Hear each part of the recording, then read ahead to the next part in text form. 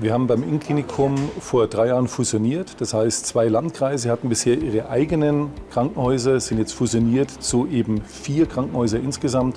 Und da war es uns wichtig, dass wir ein einheitliches System eben auch nutzen und unseren Mitarbeitern auch die Chance geben, dass es eben nachvollziehbare, transparente Arbeitszeiterfassung, aber auch Dienstplanung gibt. Die Tarife werden immer komplexer, die gesetzlichen Regelungen werden immer schärfer.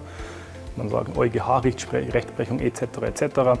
Dass wir gesagt haben, wir brauchen ein System, das das vollumfänglich abbilden kann. Wir haben nicht nur die normalen Arbeitszeiten, also in unserem Bereich gibt es den Schichtdienst, also diesen 24 Stunden, 7-Tage-Schicht, sowohl als auch die von Montag bis Freitag, die ganz normalen. Dann gibt es so ganz individuelle, wo man bestimmte Spezialsprechstunden abgleichen muss.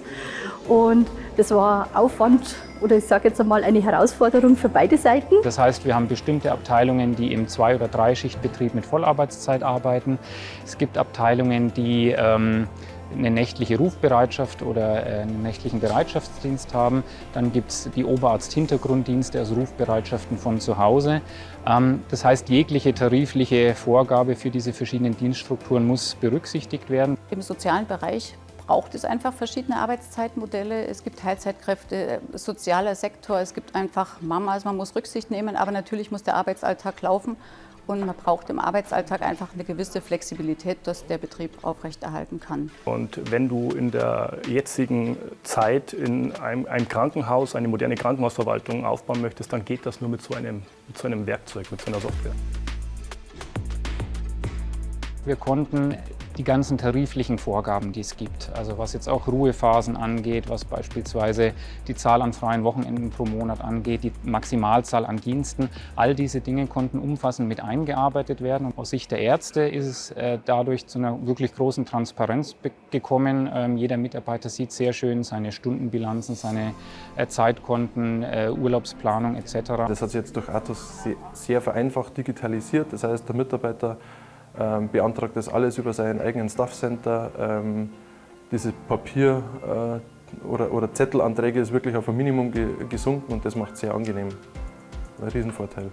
Und was natürlich auch sehr gut ankommt heutzutage ist die Mitarbeiter-App, muss man wirklich sagen, wird breitflächig genutzt von den Mitarbeitern, weil man einfach schnell von zu Hause die wenigen Klicks machen kann, die für die Dienstplanung erforderlich sind.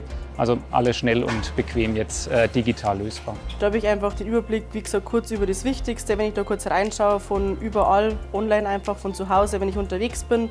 Wenn mir jetzt einfällt, ich musste irgendwas tauschen, dass ich da dann einfach auch dann schauen kann. Natürlich haben wir in der Arbeit auch die Möglichkeit über den PC.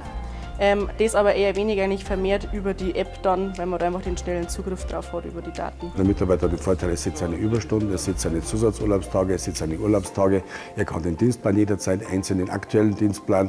Das ist eigentlich für den Mitarbeiter eine super Sache. Er hat eine App mittlerweile, wo er nachsehen kann, er kann Anträge stellen, Freizeitanträge und so weiter, die auch ich per Mail bekomme. Ich kann die dann beantworten, ablehnen und so weiter, ob es geht. Man kann zu jeder Tages- und Nachtzeit über die App seinen Stundenstand einsehen, seinen aktuellen Dienstplan einsehen, seine Resturlaubstage einsehen.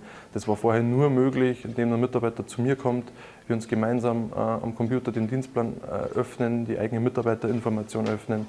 Und ansonsten hatte der Mitarbeiter am Monatsende seine Stundenübersicht, musste ja viel Vertrauen im Endeffekt an den Dienstplaner und Abrechner haben. Und jetzt kann er einfach das selbst mitgestalten.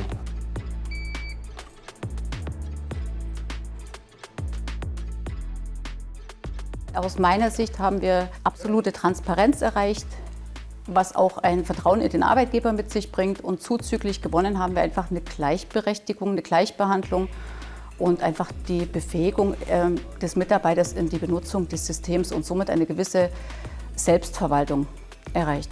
Der Riesenvorteil ist, dass der Mitarbeiter selbst es gestalten kann. Er wird in die Pflicht genommen, hat aber sämtliche Möglichkeiten in der Dienstplangestaltung, in der Wunschgestaltung. Man kann da einfach flexibel das alles selbstständig lösen und somit ist man da natürlich auch ein bisschen mit mehr eingebunden in das Ganze. Es ist eine extreme Erleichterung für uns.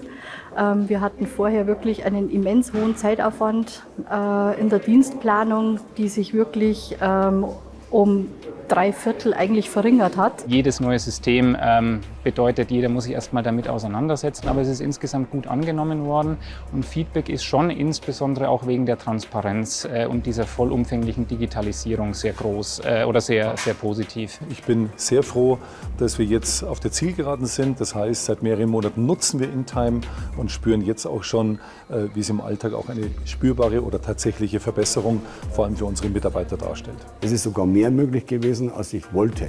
Das muss ich sagen, das Programm ist relativ flexibel. Wir sind doch nicht an die Grenze gestoßen, dass es noch nicht machbar war. Ja? Man musste zwar die eine oder andere Schleife mal drehen, aber im Großen und Ganzen haben wir das bekommen, was wir im Reißbrett uns mal irgendwann hingezeichnet haben.